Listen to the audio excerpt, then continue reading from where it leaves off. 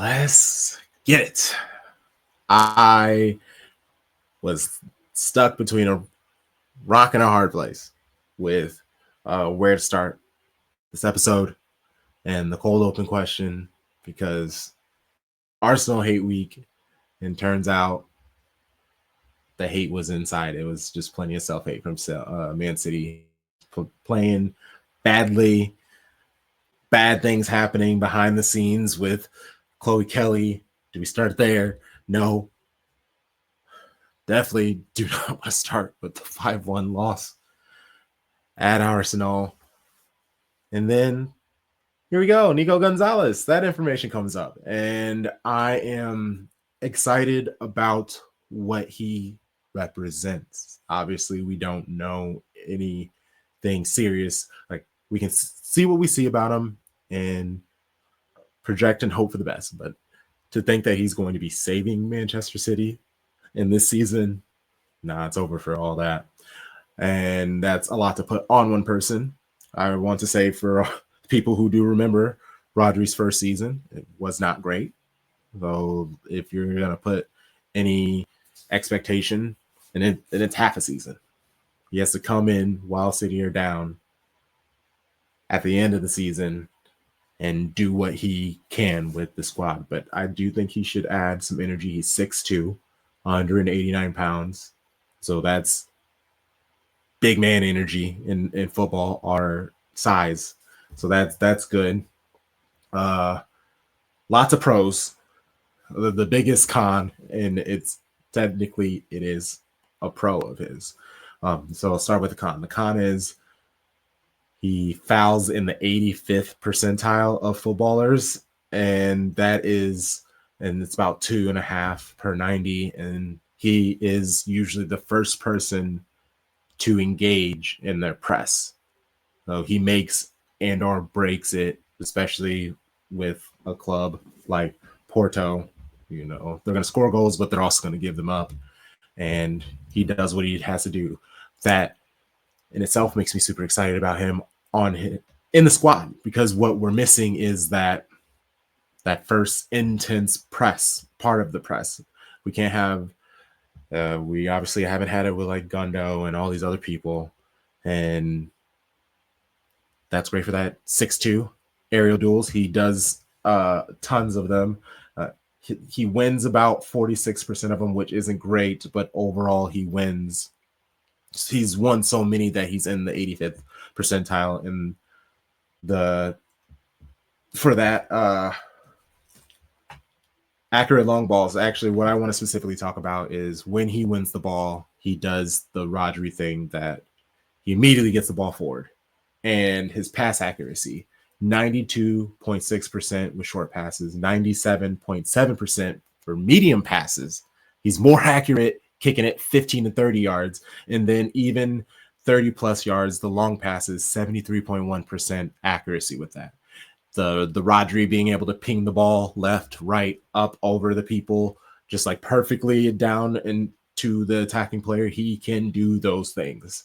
And so we've been looking for the like Rodri regen. He's 23 years old.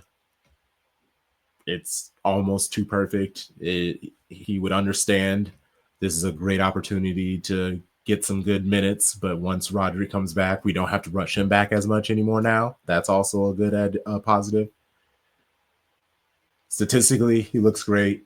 Physically, he looks like he can bring some height and physicality very much needed to this midfield. I'm excited about him.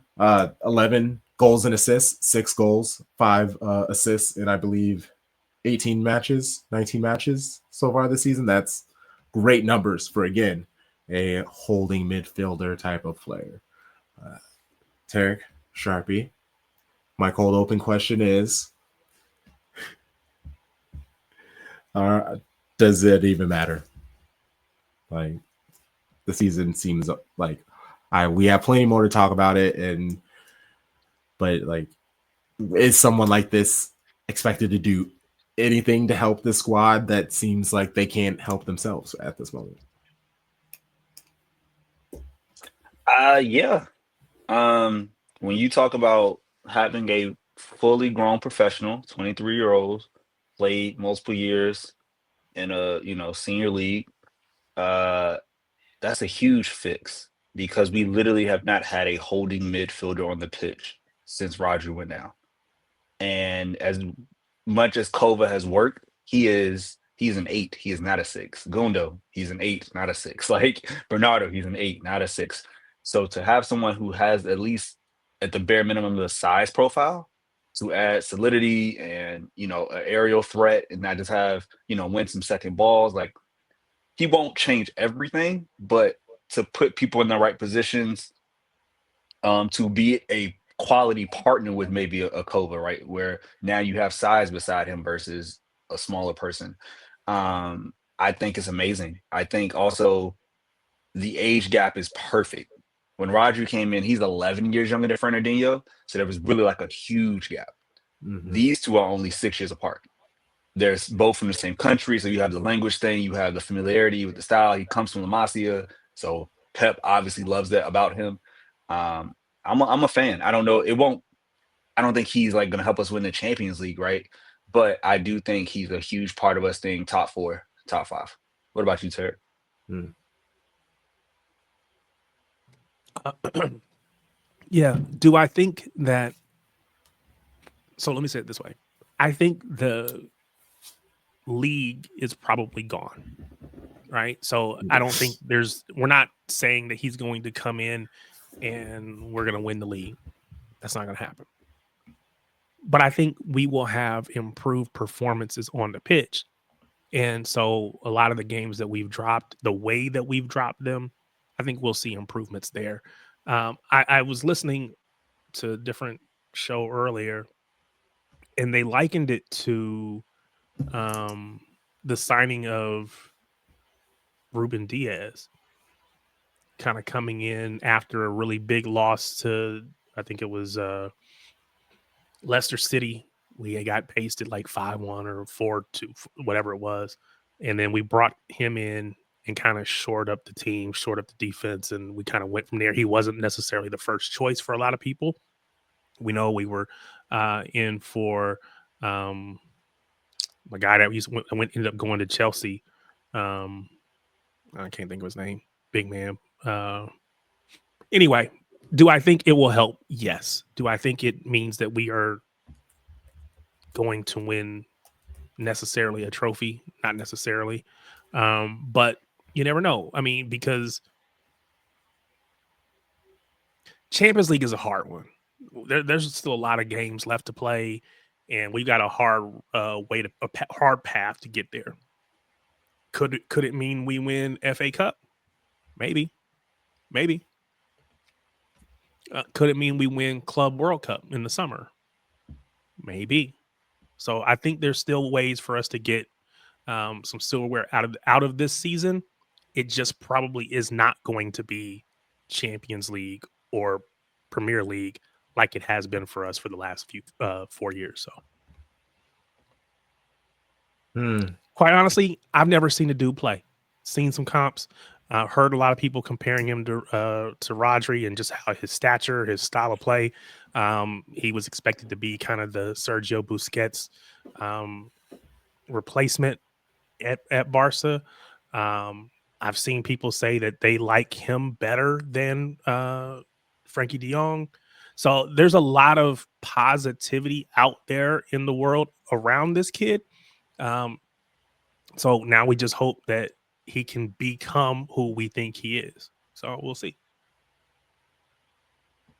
Yeah, I appreciate you saying that ending because you kind of sombered things up a little bit.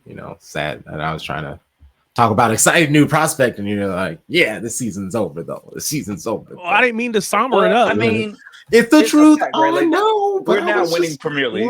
We're about to go deeper into the conversation, which is more like sadness. So I was trying to be like, "Hey, new player." No, he is great. All of them together, I think, are going to add something like the combo, Just right, of later. the midfield, the defense, the attacker. Yeah. So I'm excited, and I think we're going to be like competitive against Real Madrid. Like I really think that we have something to say about that for sure. I think I wasn't trying to sour the mood, but I do want to temper expectations because, like, I would expect him to start against Leyton Orient and probably be fine. But right after that, it's Real. That's a very quick turnaround for a new player in a new system. Again, he's coming from Barca, so he's familiar with Pep and just kind of that style of play. So it's not completely new, but we know it takes players time to adjust. So I don't want, just like I didn't want with all the other new signings that we've made, whether that be Marmoush, Kuzanov, Heiss, or however we're saying his name. At the end of the day, these players are coming in. They're going to need some time to adapt and adjust. And we need, as fans, need to give them that and not jump on every single mistake. Yes. No, I'm with you. I'm with you 100%. Yeah. Okay. We're making art over here. I hate the most is when you don't want the ball. I hate it. You have permission to make a mistake. You have permission to lose. You have permission. And that's when we get big. Yeah, I'm a genius. Attack everyone and send everyone. I think we're forgetting the most important thing. We're forgetting about focusing just on ourselves. But we can do better.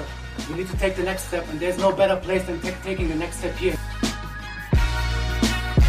Show ourselves out there how much we want to win it again. We win 4 of the last 5 Premier League, guys. 4 of the last 5 Premier League. Are we going to do it again? Don't ask me again about doubles, triples, quadruples, fifth-tuples, six-tuples, and seven-tuples. So, And now you don't have to. So he doesn't have to worry about that at all. Hey. Welcome to episode 126 of Shades of Blue. World's famous. We are the most comprehensive show about Manchester City, covering both the men's and women's game, spanning both sides of the Mason-Dixon line. We making art over here. Capitalize A. I am Crunk Chocolate. I'm here with my show bros, Tarek, Sharpie, Charlie. How's it going? How you doing? How you feeling? What's up? Better today than yesterday. Facts. Sometimes you got to sleep on it. I'm glad we Facts. didn't record yesterday. Yeah, I feel far better. How you doing, Tarek? Like you said, yesterday was a rough day, man. It's kind of hard to not be better than that. Good Lord. But yeah, no, it's all good, man. Glad to be here. Glad to be back with y'all. So let's do it. Yeah. Before we do anything else, if you're watching on YouTube, hi, please subscribe if this is the first time on. Thumbs up. That's what you do on YouTube. Leave a comment, your thoughts on the episode. If you're listening on an audio only journey, podcasting, rate, review, 5 stars, or what's the point? Fantastic episodes out for you via Patreon. The Derek Ray episode that is up, that is out. Amazing being able to hang out with him for an hour and just pick his brain. There were a couple moments where he went, "Go Hoffenheim," and then my brain was just like, "Whoa, this really is the guy from FIFA." Like, that really hit. I was just like, "Whoa!" But just like the conversation about everything and humanity came into it, and like respect and seeing people who they are and helping people appreciate being in far lands and being a stranger there. Like actual football chats too. I had to ask him about Marmoush. Yeah, it was a wonderful episode and super thankful for him. And we're going to have him on in the summer again. So look out for that. That's why you got to subscribe to the $6 tier. And speaking of Patreon, I will be having Orient Outlook podcast on tomorrow to talk about the match against Leyton Orient. They are a Leyton Orient podcast, if you couldn't tell by the name. For City women versus Leicester City. I will be having Lynn Wyeth on. She is one of the chairwomen on Fox's Trust. It is a charity group that works for Leicester City, and she is an avid Leicester City women's fan. And then I have 2 episodes of Chopping It Up, one with Vince from Scuffed Podcast, and then another one with Worldwide Brian, good people I've connected with. He is a Tottenham fan, a black Tottenham fan. So that's the first that I've been able to experience of, like, from US. That's US based, I should say. And so it seems like a great guy. I'm excited to connect with him. All of those that I just said will be on Patreon. $6 a month. Look at that. That was like 5 episodes. 5 episodes that will only be on Patreon. That's this week. Next week, I'll tell you about the upcoming shows for then. Yeah. All right, we got lots of sadness over here. For Baby Blue Baddies, our Manchester City women's segment, WSL lost Arsenal at home. No joy for us. And then we thought it was done and finished. We got a League Cup game against Arsenal again. City women do. And then there's a match against Leicester City. We'll cut that City sadness with shock, awe, and applause, where we show some love or throw a verbal tomato at someone or something that is in Manchester City. And we'll end the episode talking about City men narrowly beating Club Brugge, only to now have to face Real Madrid. And then the loss to Arsenal, what to make of it. And we'll chat a little bit about Leyton Orient and then get out of here for you. Okay. Let's actually start with City men and this Club Brugge. First off, before the match, I have 2 moments where the journos, they were basically back to back with this. And being super spicy. Gotta love the English media. Knockout phase, the Champions League for so many years, and I would have thought that that's a matter of pride, given nobody else has managed to do that from England. How important is it for you to maintain that record, and what kind of a blow would it be to the club if you were to get knocked out?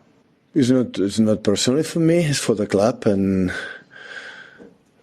of course it will be not good, but I'm not thinking about that right now. So I know for all the people concerned about what's going to happen in qualifying, I appreciate it, your concern, and all of you to don't qualify, but I'm thinking we're going to do it. How important? I hate that guy. And just 2 questions later, Pep is then asked this. Pep, would it be embarrassing for both you and Manchester City if you didn't make it into? Ask me a question after. I know you want it, but thank you for your concern again. You know how worried you are. We are out, but we are going after the game. You can concern me, and I will answer you. I know you want it. I'm just fed up with these guys. And you're doing 2 more years with them, Pep. 2 more years. Oh, my goodness. And lastly, he was asked, would missing out on all of the money from Champions League, that would suck, wouldn't it? The last 2 or 3 years or 4 years, always we have in the transfer window, so I would say in the budget always positive. Of course, then I'm not naive enough to know that how important it is financially for the club go through in this competition, but sometimes it happens, sometimes don't. But of course, we wanna try to go through, especially for sportive reasons. And after that, when I said many times recently, like in the last years, I'd say 5-6 years, in the Spain net had been amazing. This club, so. In the club said, okay, the situation is the situation, we're going to deal with that. So we can spend, we spend, we cannot spend, we're going to spend. We haven't been spending with the money, so who cares? Basically what he said. Goodness. Before before I even get to lineups or anything, how were you feeling mentally about this match, about the playoffs looming, even if City won? Like, did you think that this was a lock? Because Club Brugge, they were actually on a 20-match unbeaten run before this game. So they were playing fantastic football. So being honest, coming into it, I felt like we'll beat them. I mean, I just for whatever reason I felt like we would. We'll get into the match, and there was a moment where it was like, oh, I don't know, maybe not. But coming into it, I just felt, and again, I know the stats, and when you give me a stat like that, or especially like if you're watching a game or somebody says it on TV, it's the curse of the announcer, right? Somebody's shot 9 for 9 or 15 for 15 from the free throw line. And as soon as they say it, they go miss it, right? So when you tell me they've won 20 or 20 unbeaten, it's just like, okay, well, now they're just setting them up to drop that. So there's no scientific reasoning for that. It's just, it is what it is. But yeah. I thought we would beat them. I was pretty comfortable and confident on that. Yeah. I was 100% sure we were gonna win. Yeah. We got home. If like at home, it's and Pep called it. It's a final, right? Like it's a final of this stage. You have to win it to go. And maybe it is disrespectful. I won't even say no disrespect because it probably is disrespectful. They're not PSG. They're not Arsenal. Like it's a level below. And I expect the team that is worth over $1 billion to go win the match at home. That simple. That's fair. The lineup did not bring me joy because we had Bernardo and right wing, Ederson in goal, Vardiol, Kanji, Stones. Oh, okay. And Nunes as our right back. He is who he is. That's our right back. We didn't go and get one in winter, so that's who will be starting in right back until further notice, I guess. I don't know. Midfield of Kovacic, Gundo, KDB, Foden on the left, Bernardo on the right, Holland up top. The Bernardo at right wing, because I know that means it's going to be a super possession game, and that worried me. At home, in a must-win, you would think that Pep would want to play with these guys because you have more overall talent. This lineup said he wanted to win 1-0 type of vibes, and that's kind of what worried me. Sharpie? I mean, let's be real. He played with 5 midfielders. Like, Phil Foden is a midfielder. He is not a winger. That is a very different position. We've seen it countless times. He does not have the bag. He does not have the dribbling ability. And we know Bernardo doesn't either, right? Like he does the little thing where he gets it against a low block and he'll move down a little and then come back out and recycle it. Like they're not Daku, they're not Savinho, they're not Escobar, they're not Mamouche. And so, like you said, I felt the same way. Now, what I did hope that would do would be to limit explosive opportunities, which I think was Pep's thinking, right? Like if we get into transition game with this team, we're opening ourselves up to our biggest Achilles heel. So let's try to hold the ball, like he says, defend with the ball. And so I knew we would have a lot of possession. But I also knew like we're gonna get caught on the counter because that's just what we do. Like it's the City way. So I just hope we scored enough. I just knew we would score more than them. Tarek, how did you feel when you saw the lineup? Pretty much same. I mean, I think we all are at a place where, appreciate what Bernardo has given to the club and, the sacrifices he's made throughout the years. But I don't want to see him out on that wing because it just says something about the way that we're approaching the match. And I don't want to see us approach it that way. So, yeah, I think we're all in the same boat. When you see him out there, it's like, okay, this is how we're going to play. And it's not Bernardo. It's Bernardo, Kova, and Gundo all in the same lineup. Bernardo's going to be the one that's going out right wing. It wasn't ideal, and I think that's the part that kind of frustrates me because it's like I want to see us play a little bit more direct, a little bit more up tempo, a little bit more attacking style.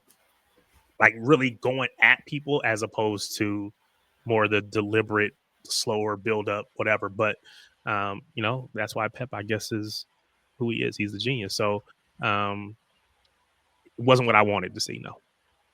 And I will say there's a positive about Bernardo though, because of who is playing right back, is that he is the best defensive, tracker when it comes to playing that He's position, giving the right? most Like, help. yeah, way more help. Like he's like Foden doesn't do it, Savino doesn't do it. Grealish could do it, but Grealish never plays on the right, and Grealish is clearly in the doghouse.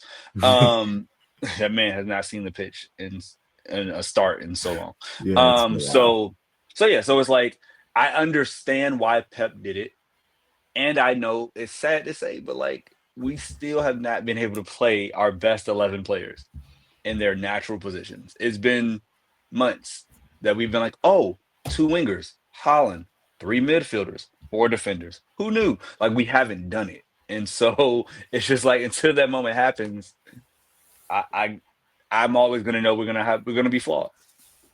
But the match, Crunk, what happened? The first half, 70% possession. When you asked me about the Chelsea match, about the possession, it's the same thing. I don't want us like holding on to all of the possession because that just forces our players to step up further and further forward, our defenders, and then we lose the ball and they are way too far back to be making those runs. A lot of them who are playing with niggles have just returned from being injured themselves. It just sets us up for failure. If we can take advantage of the transition a little bit more, which we did more in the second half when Savio came on, go figure, a winger actually doing winger things that worked crazy. But he came and he handled and did his thing. He brought a big change. And even in the Arsenal match, we'll get to it, but there were multiple moments where they should have tried to snatch the moment, and instead they were frozen by the fear of losing the ball. And right before the end of the first half, like, sure, it wasn't great. There wasn't a goal by City yet, despite being dominant with the ball, just having the ball, I guess, a lot. Just what we expected, a counter from Club Brugge, and then Onyedika did his thing and scored right before half. It's like truly the game. They scored, everybody got back to the circle, kicked the ball, whistle was blown, vibe is in the mud.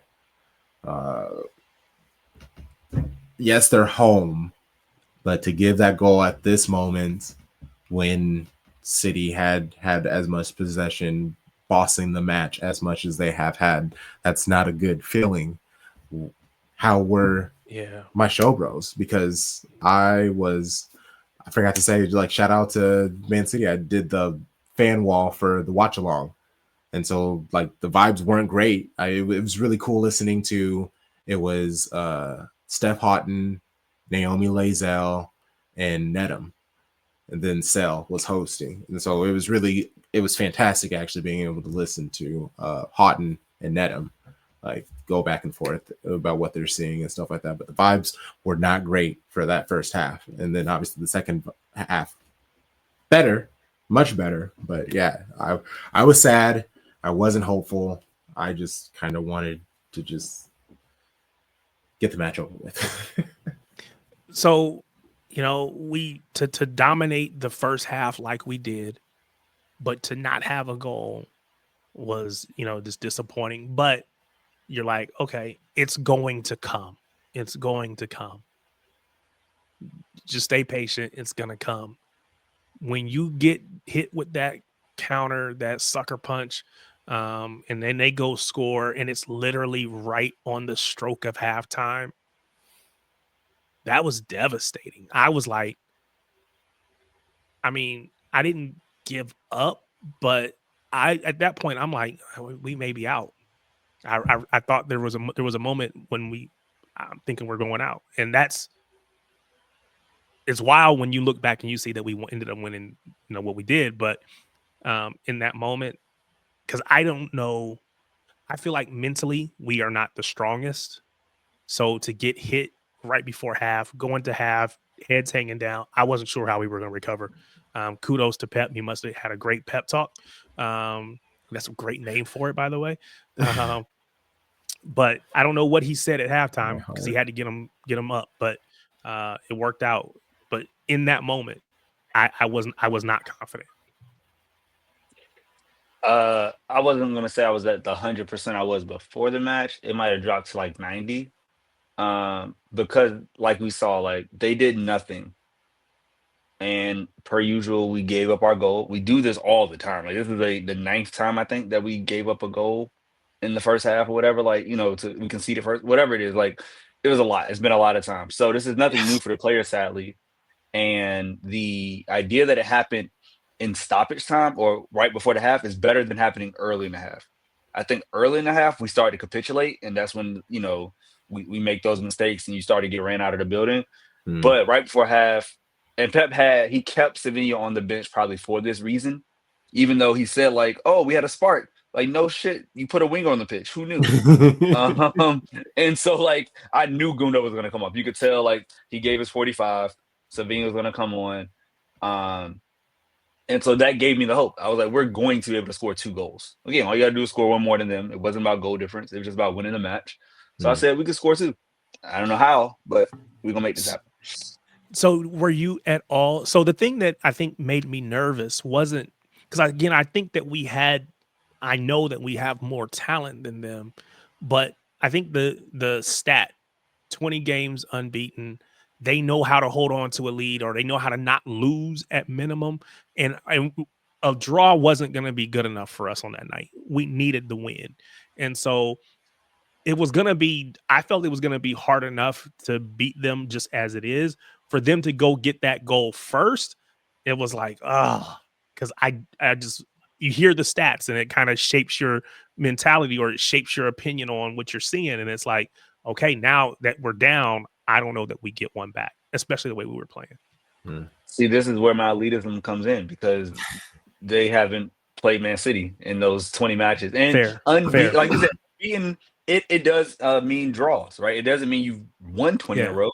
So I don't know. I didn't check the numbers. Was it 0-0? Was it 1-1s? Like, were they just out here in shootouts? I don't know. But I do know they didn't play Man City. And Pep, they like when we are put our backs against the wall and we have to go for goals, you see the natural talent shine. And I think Pep's idea was to make it to the second half 0-0 so then he could go get it. He just happened to be down 0-1, and it's like, well, we really got to go get it now. There is no time to wait. I'll be if there was a different club, if we're playing West Ham or we're playing a higher level Premier League side, Bournemouth, then I'll be more nervous. Like, oh shoot, we might not get it. But sorry, Club Brugge, y'all weren't about to scare me. No, sir. Okay. Well, 3 goals. Kovacic just kept running and then scored. It was kind of wild, except for the fact that this is now his like 3rd or 4th goal. I feel like that he scored specifically in that way where he's just taking advantage of the space and just a good whack at the goal, and he pulls us ahead. And after the match, him and Kovacic and Vardiol did an interview together with Paramount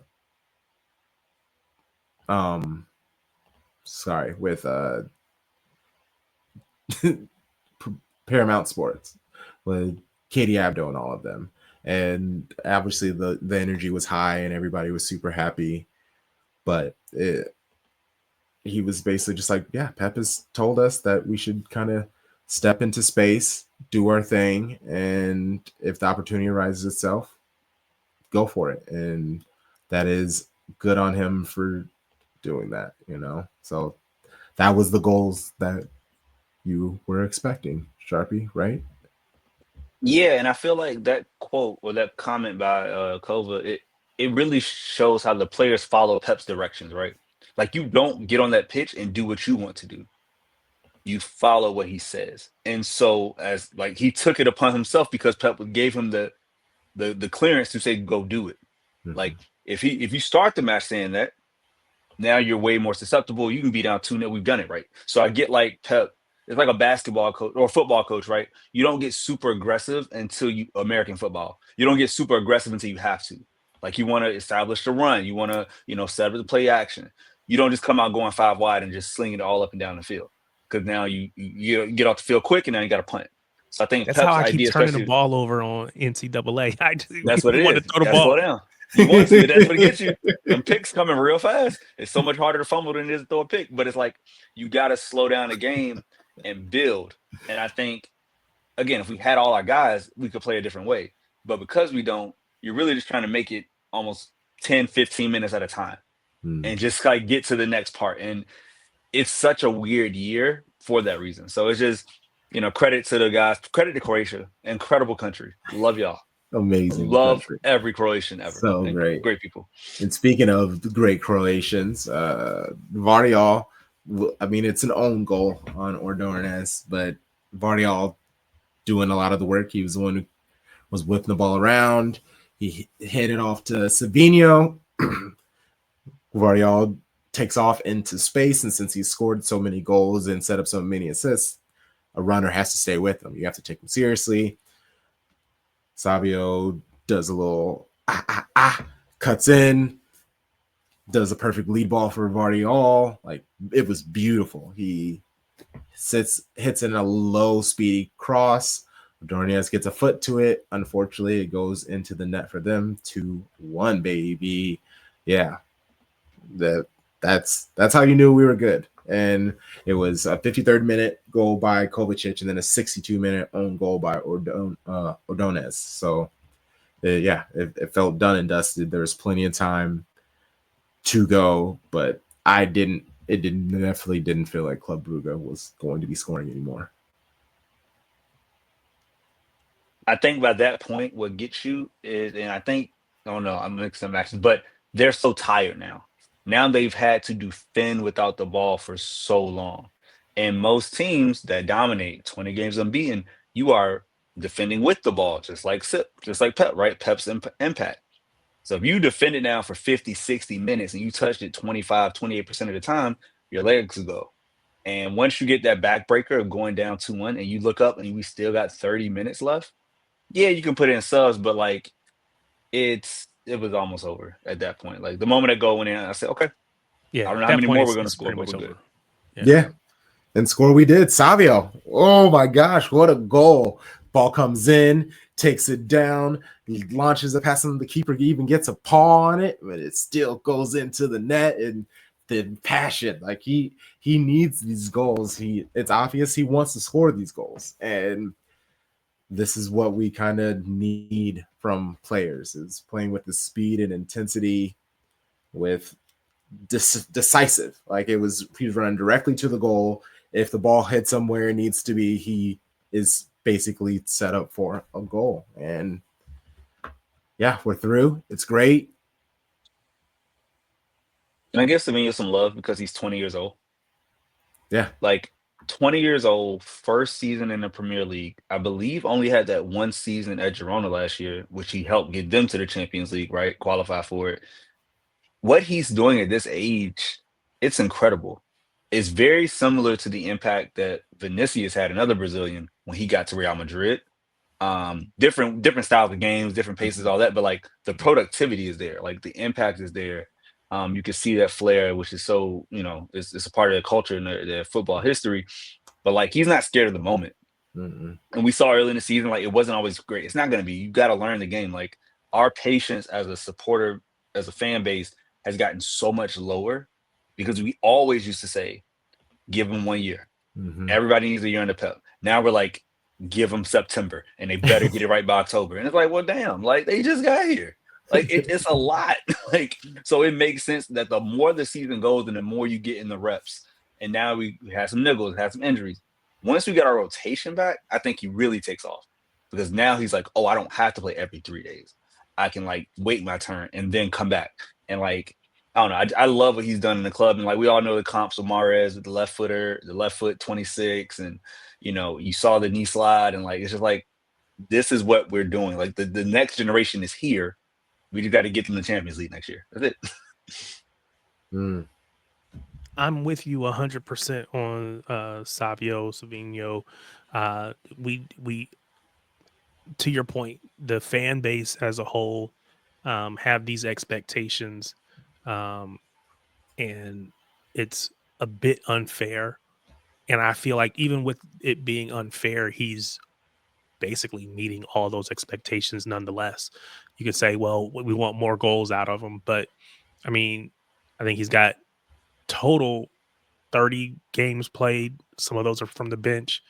2 goals, 8 assists, so 10 GNA in 30 games. So one every 3 games, or one every 3 appearances. Let me say it that way, because it's not even full 90s. So, it's hard to ask for more from a kid in a new country, new team. To Charlie's point, that we always have said, it's your second year that you thrive, and I think that's a testament to him, to Doku, where they don't even get that first year to settle. It's like we see such talent that we expect it to just be from day one, and it's really unfair to them. But it's a testament to, maybe it's just a testament to just how short-sighted fans have become. But I like to think it's just because we've seen what they can do, and we do have high expectations for them. But it's definitely exciting times for Savio. And to the point where I genuinely feel like he needs to be in that starting lineup most matches right now. And he's a kid, but I feel like he needs to be out there. Mm-hmm. And then there's some conversations to be had about who he comes on for. But, the play on the pitch is what speaks. So it is what it is. Just got a stat to back that up, right? The $100 million man, the Gucci Puma, has 15 Premier League appearances this year. He has 1 assist. Savinho has 19 matches played in Premier League. He has 1 goal and 6 assists. Yep. That is 7 times the contribution. And he cost $70 million less. Now, yes, it came from our group. We know that. But still, like, he's a child, like, comparatively. And there's a reason, like, when veterans get on the bench, there's a reason the manager's not playing them. And we could talk about the women later, right? But, like, you have somebody who you think is giving the club more, and the production's there, and the talent is there.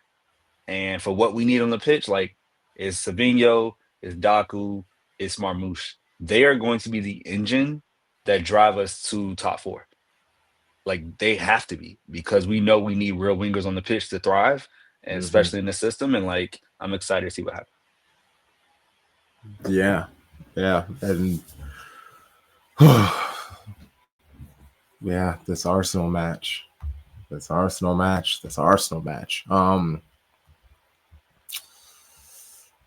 Pep basically was asked, after what all Haaland did in the last Arsenal match, are you even shocked or surprised that Arsenal are very excited about this match? So Pep was like, no, this is revisionist history, my boys. The other game is emotional for Erling. Is not easy when you're 90 minutes. They know Gabriel, the central defenders, and push him and hug him and kiss him and these kind of things. At the end, as a human being, how to react. So Arsenal is a physical team in a good way in many aspects, and at the end, what happened at the end for the motions that happened. So it's absolutely done. Listen, we cannot blame about discipline on Erling. Come on. It's the defender that push Erling. Erling didn't push the defenders. It's the defenders that create problems to Erling. He's a striker. Come on, now we are going to, for an action, are going to say that Erling is the guy who make a physical contact for the central defenders. So all central defenders in the Premier League go against him, not him against, to push them against them. Come on. Come on, man. I love it. Pep he's trying. He's fighting back. the players obviously are not believing their own hype right now.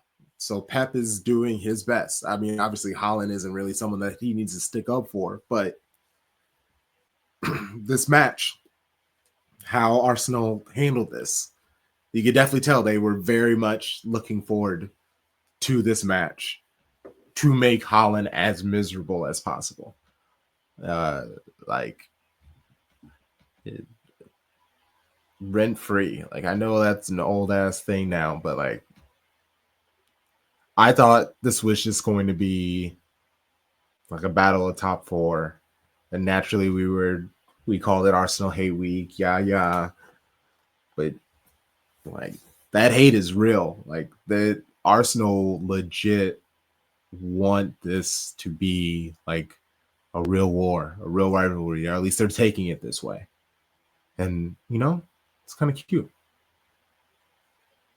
Which is why I'll be happy when they don't win it again. Yeah. It's and we'll get to it all. I mean, I don't necessarily care about the goals in itself. It's the first goal is a very good, just kind of antithesis of the match in itself. Ortega in goal, Vardiol on the left, Stones, Akanji, Nunes are our back line, midfield of Kovacic, Silva, and it was actually, I was really excited to see Savinho, Marmoush, Foden, and Haaland, because to me, that said, oh, we're going to run. We're going to play. We're going to try to make those passes. We're going to acknowledge the fact that Arsenal, they aren't scoring tons of goals, really. They tend to win very small. So if there's a game that we're going to try to run up and down with them, go at Lewis Skelly, I was hopeful. I was optimistic seeing this lineup. What about you, my show bros? How are y'all feeling? No KDB surprised the hell out of me. Yeah. I wanted him on the pitch at least to start. He may not have to play the full 90, but like he's rested, right? He didn't start against Club. Well, did he play the whole 90 against Club Brugge? Like, he played. He's got subbed off, right? Yeah, he got subbed off though. So, but I'm thinking like, okay, that was Wednesday to Sunday. Like, this is a big, like I said, at least play 60. But like his creativity on the pitch against Arsenal is so incredible because they do have a really good defense. So I was surprised not to see him. Now, like you said, I was happy to see the front four, and obviously no Gundo, but yeah, KDB was a big hole for me. How about you, T? That's right. So I just looked. He got subbed off in the 81st minute in the previous match against Club Brugge. So he played the bulk of the match, and I know we're trying to nurse him along.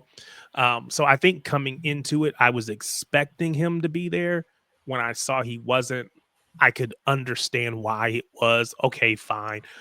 If we're not going to play him, then I think this is the lineup I would want to see. I think I was a little, I guess my initial thought was, well, have Marmoush back out on the left like he played against, was that Chelsea? Because he was doing well. But I also know he's kind of like that hybrid second striker, whatever. So putting him closer to goal. I just didn't know if maybe having him out in space where he can kind of attack one-on-one, use his speed, that kind of thing. But as far as a lineup is concerned, I feel like it was all I could have hoped for in that moment, all things considered. I will say, oh, sorry. No, go for it. I was going to say, like, when you just look at the physical lineups, the stature of Arsenal versus City gave me pause. Yeah. Like, the only small people they start, and I would think it might just be Trossard. Because Lewis Skelly, he's a solid 5'10". Like, yeah, like, they're just a big team. These are big people everywhere. Like their front line, like Martinelli and Havertz are big. Partey, Rice, Odegaard, a lot of size in the midfield, and obviously like the strength they got a real black line. Timber, Gabriel, and Louis Scully, like they have the grit, they have the like the off the bus, right? You see them walk off the bus, like, oh, that's a team. Like they walk into the pitch, like, okay, they I don't know how good they are, but they look like they can play. And when you look at City, Kova, Silva, Foden, Savinho, like that's 4 people under 5'10". And you saw it, like you'll talk about the match, like you just see like the difference when you don't have a Kevin, you don't have a Rodri, like you're missing those people that just add to the side. The other thing that I didn't call out a few minutes ago, but I was disappointed to see Ortega in goal. I didn't know why he was starting. Great I shout. just saw his name, and I was like, "What are we doing?" Ederson, just from our build-up perspective, is going to be necessary. And I don't think there's any. I'm preaching to the choir here. Ederson is the better keeper for City. You can talk about somebody else, I don't care, but for City, Ederson is the better keeper. And I was like, "What are we doing?" But then when you get a chance to actually look at the bench and you see, okay, Ederson's not even in here. He's not even. It is what it is. But yeah, and that's the interesting thing, because I feel like we've been dealing with this Ederson contract saga drama, and it's like, what if City are again doing this whole, we don't want to give you the extra year that you want, so we're going to let you walk thing. I'm so sick and tired of all of this. Like, if that's the case, then that's ridiculous. Now I know he was supposedly being offered like crazy money, life-changing money from Saudi. So, it's one of those things. Maybe we just like, okay, we can't match that. But if it's equivalent over like 1 year or 2 years, Cheeky or whoever's making that decision need to be because he just paid. That's crazy. Yeah, that's right. But turn a phrase. Just his absence is just obvious. Ortega's for what he does as a backup keeper, it's fantastic. It's great. It's needed in these cup competitions. But we see how City want to play, how teams play against City. We need someone who can distribute the ball, and he was trying. And that's all you can really do is ask of him. But he's hitting the ball; it's going nowhere near the people it needs to. It was a lot of giving the ball away. That's kind of how the second goal came. But the first goal in itself, that was abysmal. That was actually John Stones. It takes 105 seconds for Arsenal to score. John Stones forces a ball to Akanji, who is surrounded by 3 Arsenal players. Akanji makes the situation worse by trying to then squeeze a pass forward to Foden, someone up there, and deflected turnover. Havertz makes a square pass to Odegaard, who scores. Akanji, again, he'll take a lot of the heat because he is the one who made the pass, but it was Stones. All he had to do, he faked like he was going to go hit it back to Vardiol, which was the smart thing to do, because then you could just knock the ball forward and there was all that space. It was, oh my gosh, it was right there. But instead, he got scared because there was a player coming down on him, and maybe he just, because it's so quick into the match, he couldn't time it out. He didn't think he had more time than he thought he did. I don't know what was going on, but he made a silly situation. Akanji made the situation even sillier.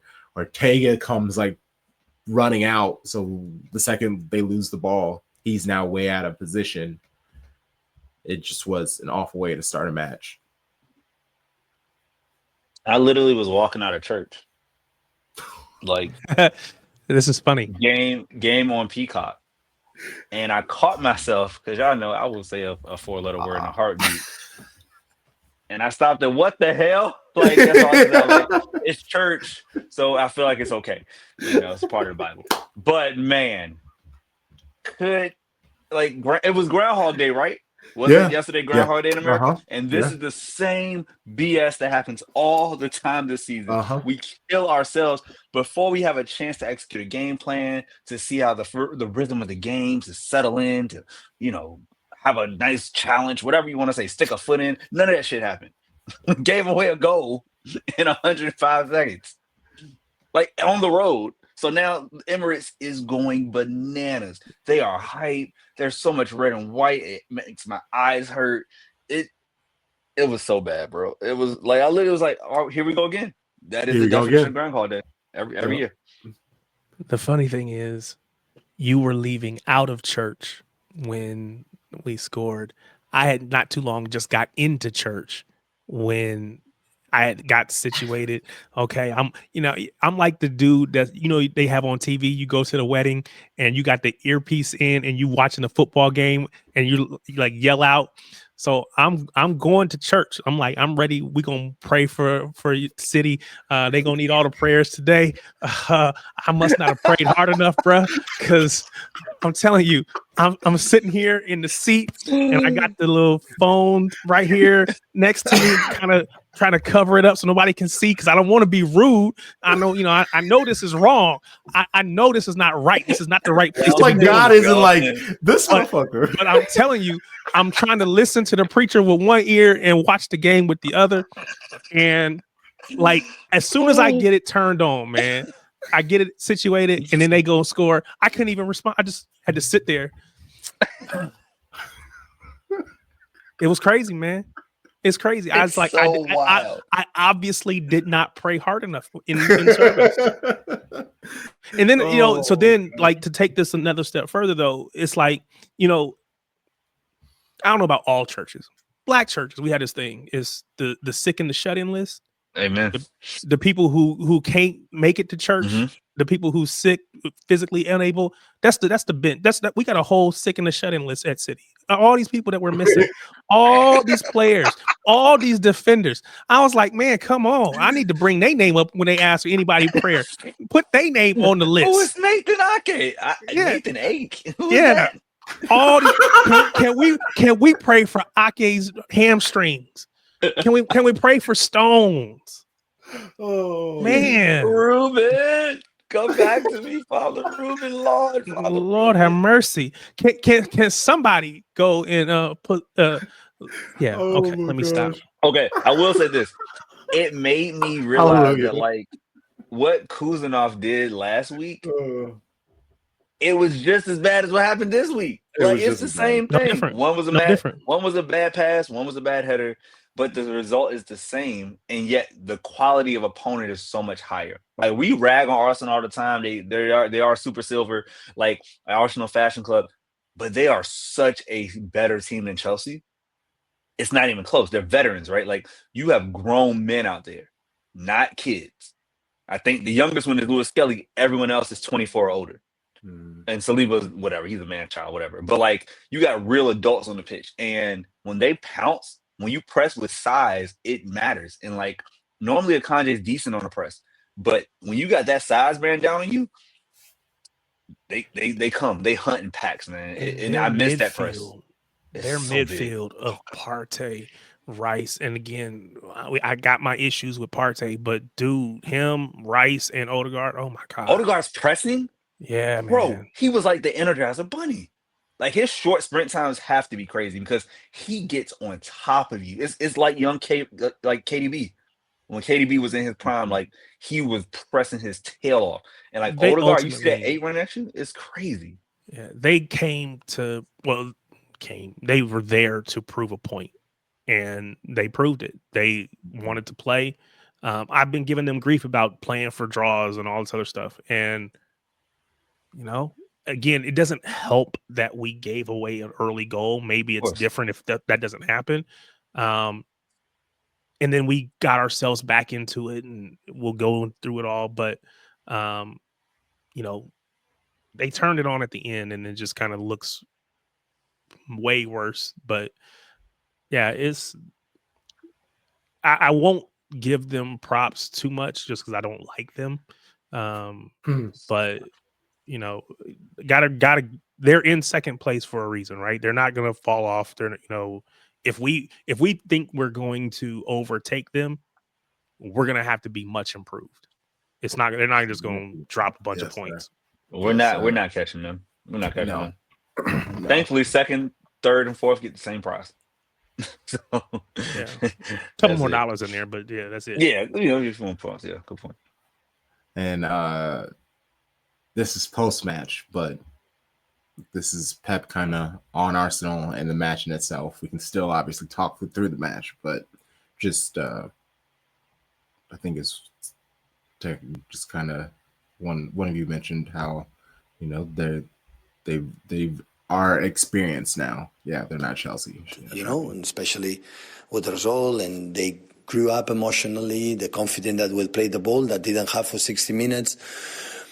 They grew up. We allowed the spaces that we want to avoid it, to have this control and these places in between the lines. And that's why the last 20 minutes is only, I have the feeling at home. Of course, we lost 3 points. The result is huge and it's disappointed, I know. But the feeling is why I've done it in the last minutes, 20-25. What we have done 60 minutes, really, really good. And this stadium always difficult. I know Arsenal here. The amount of chances they have didn't create much, I would say. We give away the first goal and they give another one for Havertz. We defend really well the set pieces. The commitment for the player was extraordinary in all senses. But the last 20 minutes, we fell down. And that is only, reflect and talk with the players and hopefully not happen again. I think what was most frustrating, obviously, watching your team lose 5-1, that's the biggest goal margin, I think, defeat in Pep's career.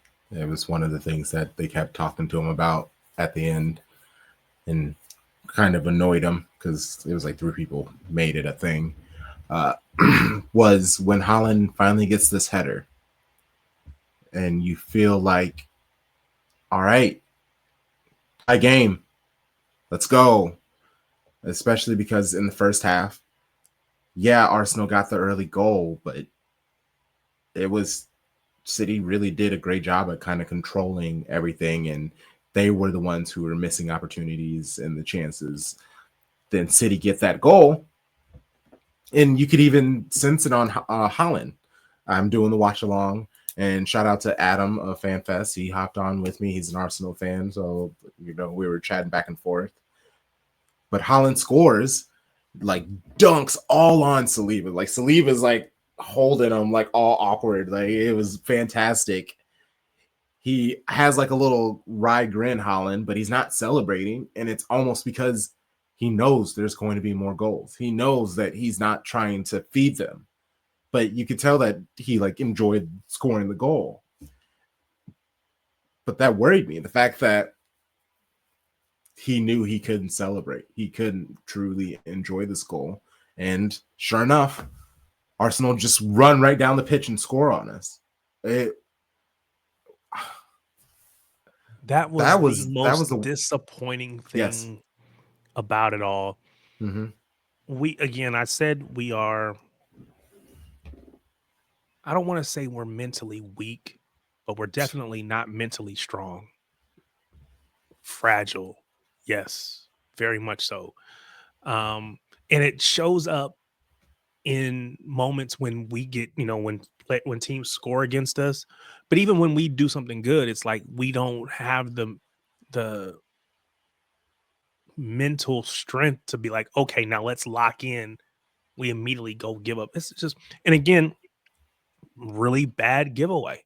And I know I don't know if they talked about it this way on the UK broadcast or the European broadcast, but for us, it was a lot of conversation about whether or not Phil could actually see the defender because of the ref. I don't know, but it's a really bad giveaway. Really bad giveaway. And at that point, match over. Bright red kit, like I get the ref might be in the way, but you don't see a person in a bright red kit. I don't know, it's a little tough. Yeah.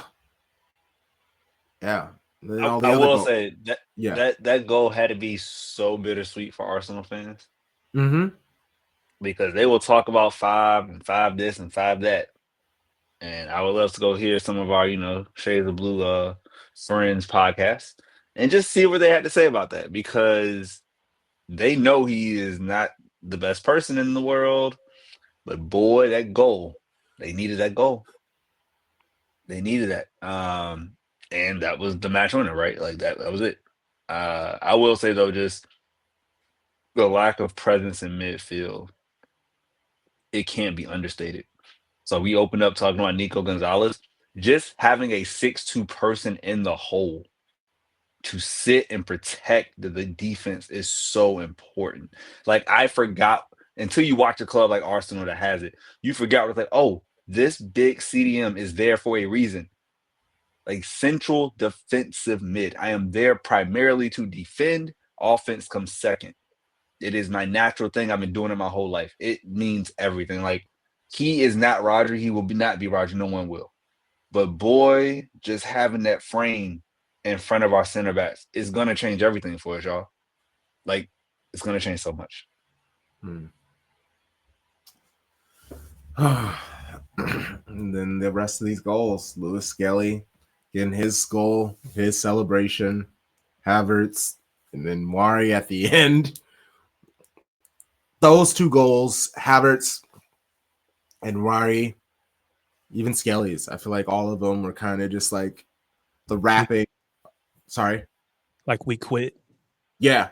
Players quit. Ortega, like he was rooted every single time. Like just watch the goal go past him. I was sad. I was hurting. Yeah. I was embarrassed is the only way to describe it after that match. I don't know if City don't play well against Real Madrid. I don't like it. You really have to pack up the season. Like just so much relies. But Crumb, why do we say pack up the season, man? Like like we got Premier League to play for. Like that's the beauty of separate competitions, right? Like yes, if we don't play well against Real Madrid and we bow out of Champions League, okay, but you still can be better than 15 other Premier League sides. Like there's so much to play for, and we like again that I get the pessimism. We have no reason to be optimistic about playing against Real Madrid, but Real Madrid just lost to Espanyol, like 1-0. Like so, it they aren't infallible. They aren't perfect.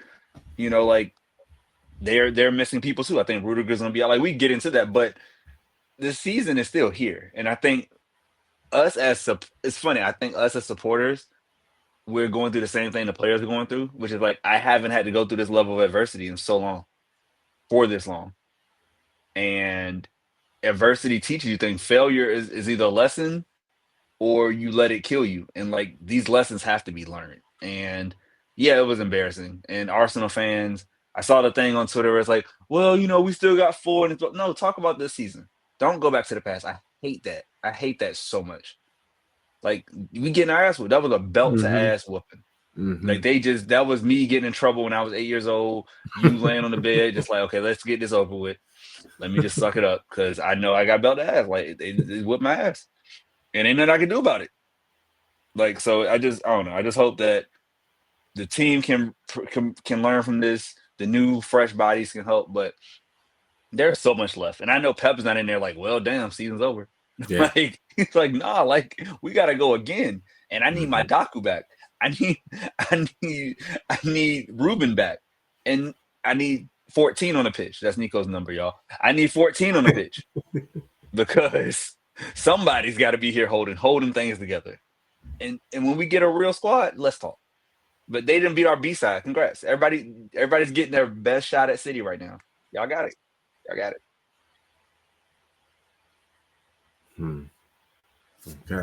Okay. You said his number is 14? Yep, the Laporte number. I was going to say, that's Laporte. I was trying to think who all has ever worn that number.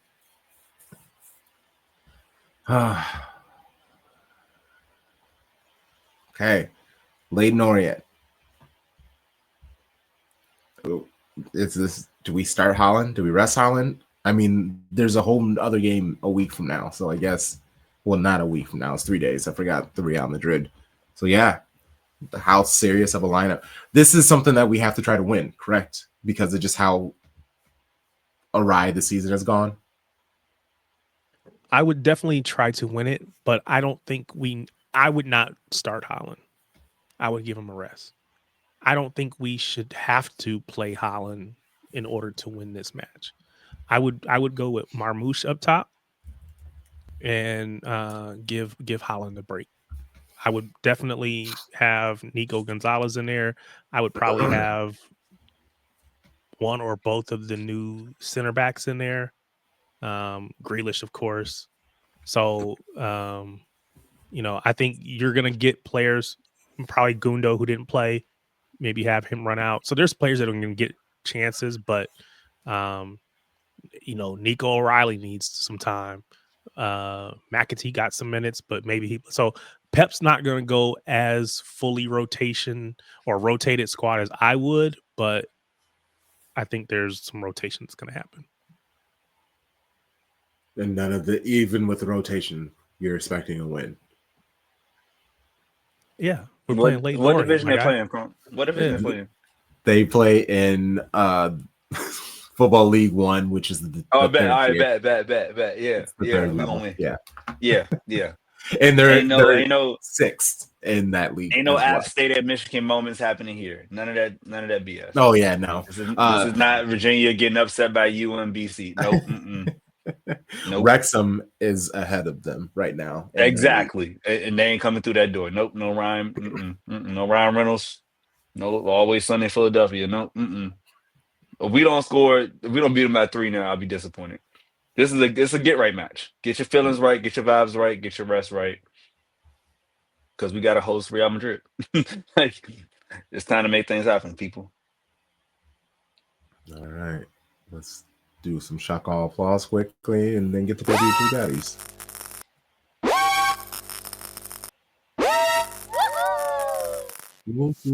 Shock all and applause. And really, the only people who deserve any sort of good job, it's not in Forest, bro. Like they keep doing. They speaking of get right, they were like, yeah, we got our butts whooped last week, but we about to put belt to ass this week and handled business. A 7-0 clean sheet at home against Brighton. Like that is great for the crowd. Chris Wood got a hat trick. Like every 5 goal scorers. That's a great time. Yeah, so shout out to them. That's it. I'm gonna keep it short and sweet. They got it for me, man. The only other club I could give it to would be Crystal Palace. Oh yes, I love a nice clean 2-0 a sheet. This is their 4th win in their last 6 at Old Trafford. Oh wow. Yeah, they won 2 in a row. Lost 2 in a row, won the last 2 this year and last year. Mateta, I think, had a brace right to have a 2-0 win. And again, life could always be worse, y'all. We could be Man United. So let's enjoy competing for top 4 and not just trying to get to 10. You know? Good on Crystal Palace. Yeah. Thank you to Fulham for beating Newcastle. Thank you to Tottenham for beating Brentford, maybe. We need those teams around us to drop points. Wolves beat Aston Villa. Because again, the whole point of this season is just to make sure we're in top 4 and or 5, depending on what the coefficient does. But I guess I'll give props to Liam Delap. Got another goal. I don't know what it puts him on it for the season, but it's got to be pushing double digits, I would assume, pretty soon. So kudos to him. That gets him 9 for the season. Yep. 9, yeah. So he's almost technically coming up on double digits. He's technically tied for 6 in the Premier League. Ollie Watkins has 10 and Mateta has 10. But he's right behind them. So I mean, if he gets 15 league goals by the end of the season, total 15 league goals, that's really good. So good on him. Okay. And they were crap against us, so that's really all that matters because you don't come doing that against us. Yeah, facts. Baby Blue Baddies, dark times. 3-4 loss to Arsenal at City at the Joy Stadium. Also a 1 minute goal, just silliness. This whole match, said truly, this wasn't another not great showing from Kiara Keating. Lineup was Keating in goal, back line of Wahhabi, Knock, Alexandri, and Kasperize, Hasagawa, Roard, Park, and then Fowler, Miedema up top, and Fujino. Alexandri has Tom Bomb has nicknamed her Liability. Like that. Oh, that's good. I like that. Yeah. I like it. Yeah, he did. He's because just posted about it and then he replied back liability. I was like, oh, that's good. Oh, you're good. And that's all she was. The entire match was just mistake after mistake, just constantly getting pushed off the ball. It's almost like it when you watch it, it feels fake because she just kind of like crumples. It's not like you're like going side to side and someone just kind of pushes you off. They legitimately like snuff her. Like she just falls down to the ground and it just lays there like she's expecting a foul or something. And I know everybody is expecting her to go to Barcelona, but it's one of those things. They don't want her. Like, and that's what I'm saying. Like she's playing so bad. I don't understand why they would want this. Like even at her best, like she's making the occasional decent pass, but she is offering literally nothing defensively. And she is our center back. Yes, a fill-in, but still it's not great. And so between her and Keating, like not sure what she's doing, and what frustrates me is the things that Keating should be good at the moment, she's not doing very well. Like she's not really distributing the ball that great. Even when Bunny came out, she missed her a few times later in the match. Every single cross from like a set piece, she was late to. That was how one of the goals came in. She completely mistimed it. There were a couple of them where she just completely mistimed it, lost where the ball was. She used to be very sure-handed, where she would just be able to fly into all those people, and she somehow got a hold of the ball, and it's like firmly in her hands. And she just looked lost and scared and unsure of herself. Luckily, Fowler, Miedema, Fujino, fucking balling out. She was slicing and dicing. She was cooking. Like, oh, that was really good. That's the Fujino that everybody was hoping would come to City. And another 20-year-old. Give him time. Exactly. But I'm just happy that she's figuring it out now. And Mary Fowler, just cold, calm, collective. Like she's so talented, but she doesn't ever look like she's playing as hard as she can, even though she's running up and down, up and down, up and down, up and down. It's amazing. And Miedema again, like the Roard completely is lost in where to fit herself. But then again, so is Park. It's tough because Coombs should be in there. Like Park should be able to come in as a super sub, but Coombs, she got injured before the match against Aston Villa and she's been out ever since. But she would be able to fill in perfectly and do some great things. I'm shocked we really haven't been able to find a midfielder who can come in and help, especially if Gareth isn't going to trust Blinkelde or Oyama in this situation, because it was very obvious our midfield was being overran even without the red card assassin over there on Arsenal because she yelled "fuck off" at the ref directly in front of her.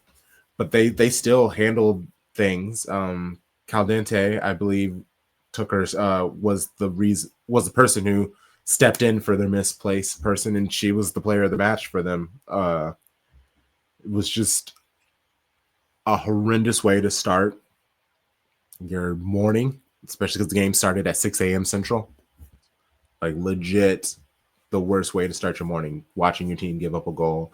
And every single time City would get anything figured out, Arsenal would then immediately score. It just was a bad omen for what was about to come. And then, like, what is it with Stina Blackstenius? Why does she hate City so much? Facts, bro. Like, what is her Falls deal? out I every single don't time. understand how she just becomes Viv Miedema when she plays City. I don't know what it is. Maybe she hates the color of blue or loves the color light blue. I don't know.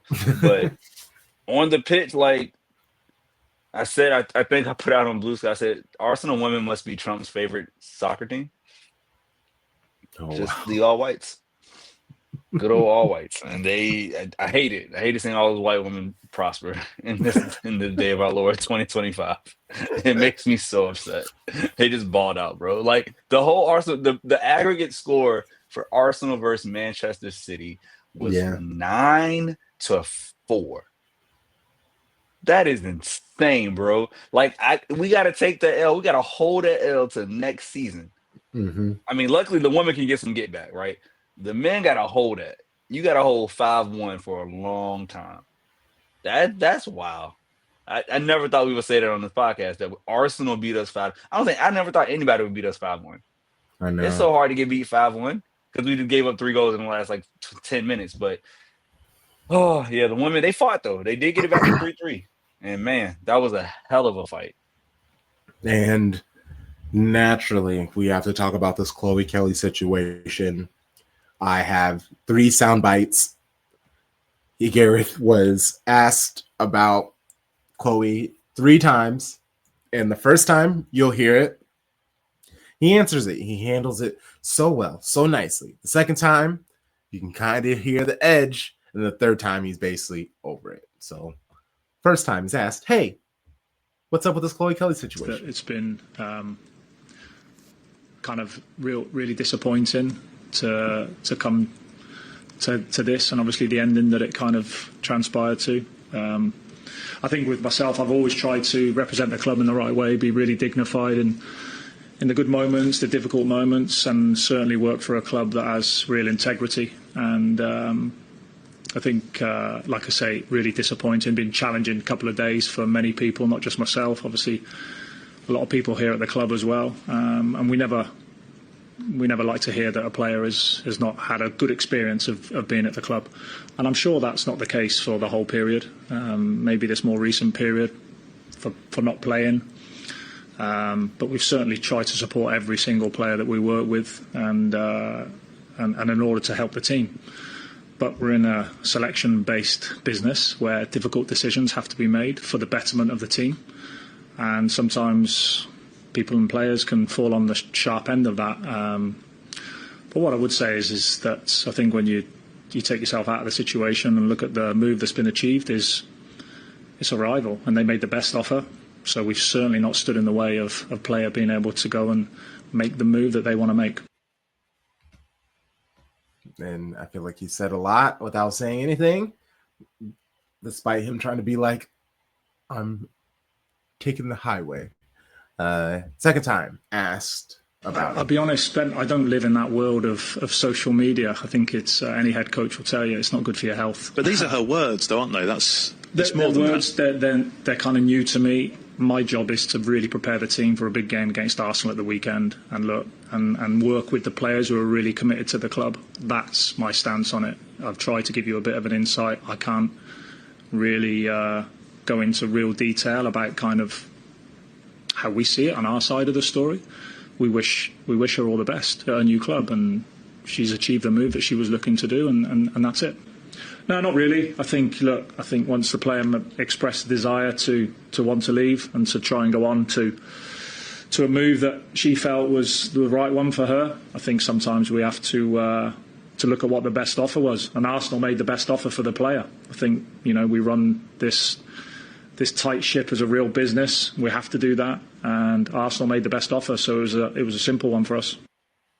And lastly, he had enough. I hope you're well. I just want to bring it back to Chloe Kelly again. She said earlier this week that she saw no future beyond this season with Manchester City. I'll be respectful as much as I possibly can, but I don't think I need to discuss a player who's not with us any longer. I think I've covered as much as I possibly can without going into like real detail. I think if you could be respectful, if we could just talk about the game we have in front of us on Sunday, please. I like the please.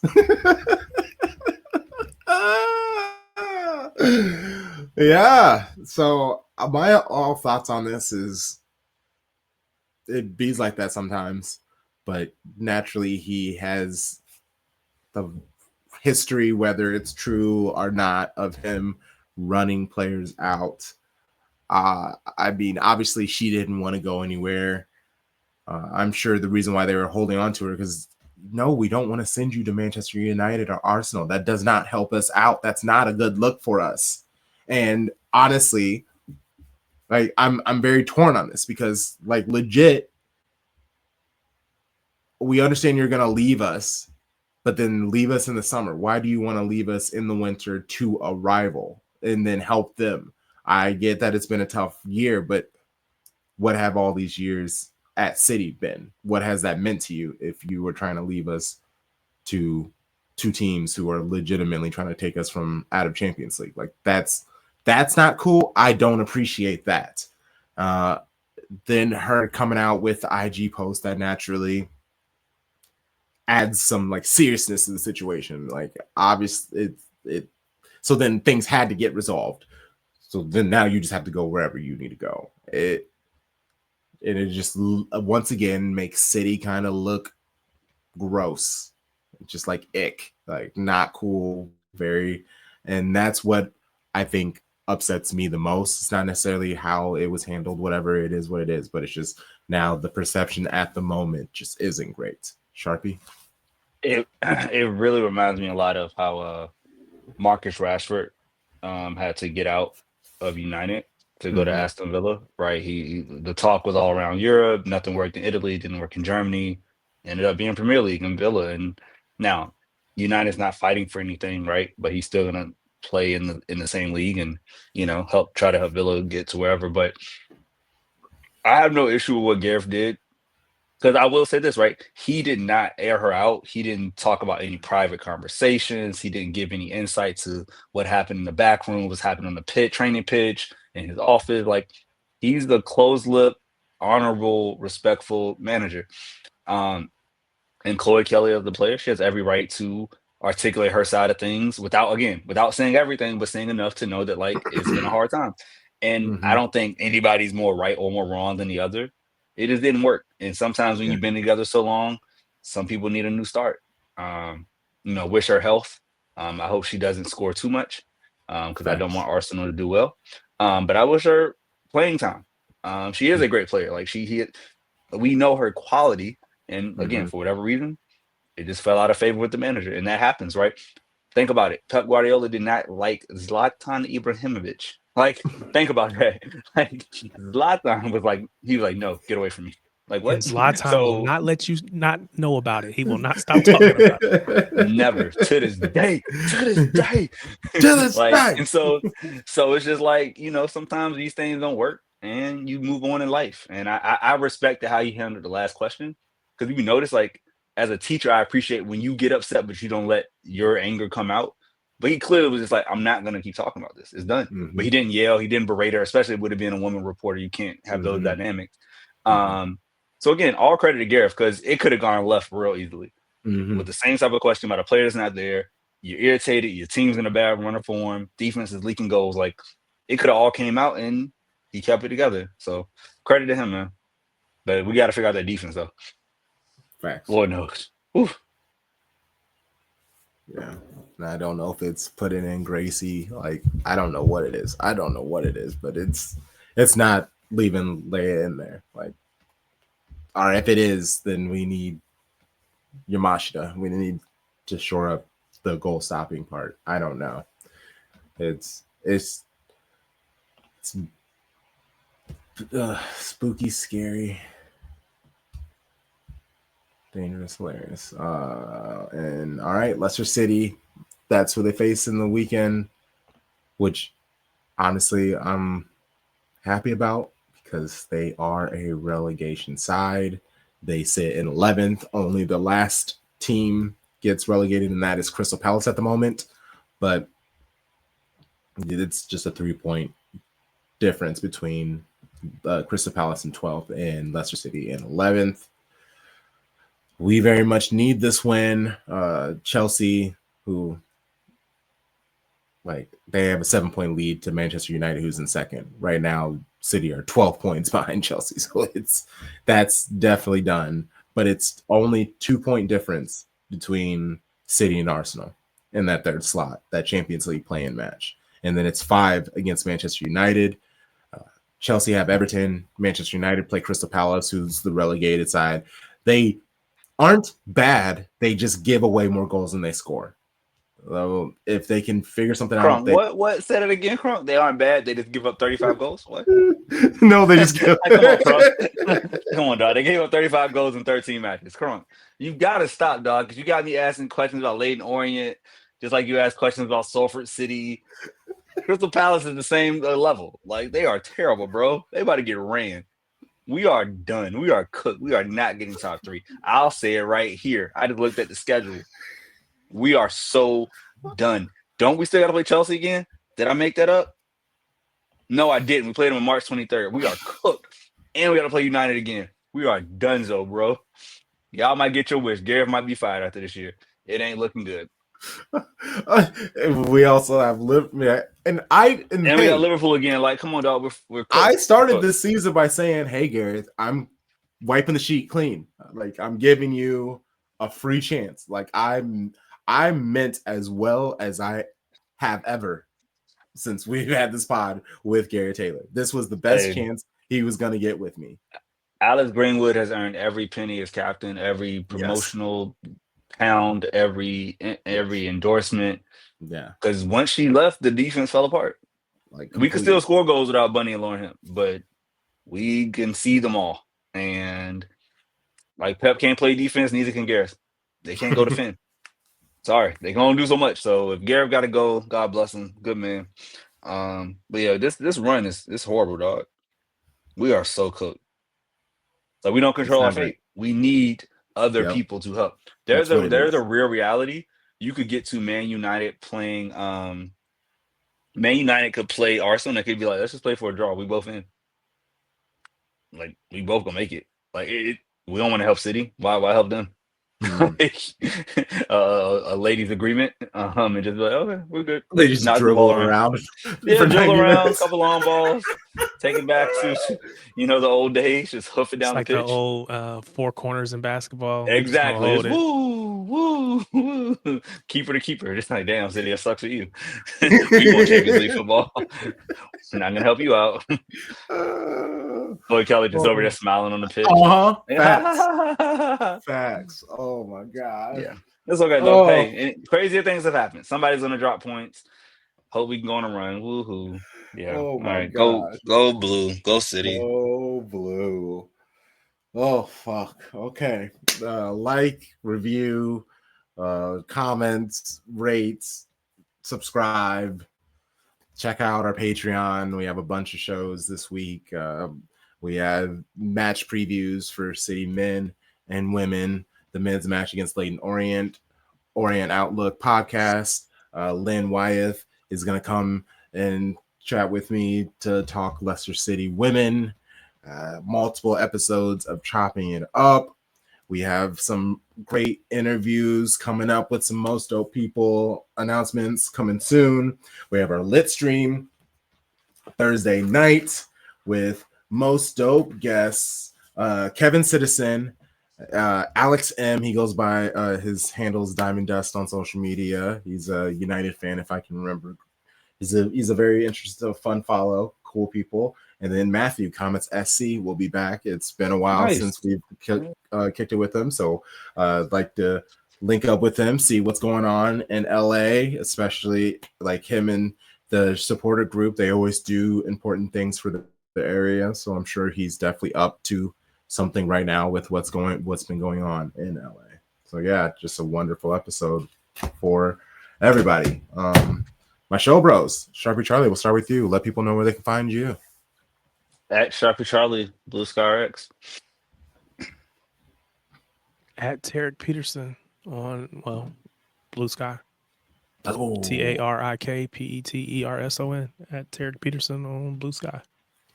And at Shades of Blue NW. If we are on that social media app, find us at Shades of Blue NW. You know the vibes.